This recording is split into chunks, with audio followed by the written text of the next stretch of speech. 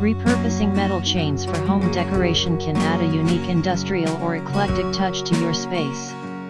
Here are a few ideas. 1. Wall art.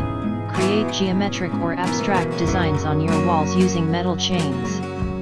You can form shapes or patterns and attach them directly to the wall with adhesive hooks.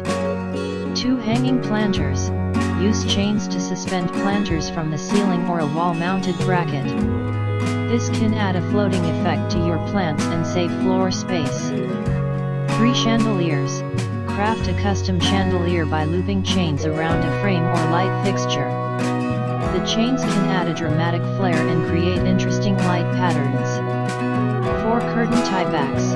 Replace traditional curtain tiebacks with metal chains for a rugged, modern look. Simply drape the chains over hooks or decorative knobs.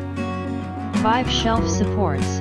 Use chains as supports for floating shelves. Attach the chains from the wall to the shelf brackets for a stylish and functional display. 6. Furniture accents. Decorate furniture pieces like tables or cabinets with chains.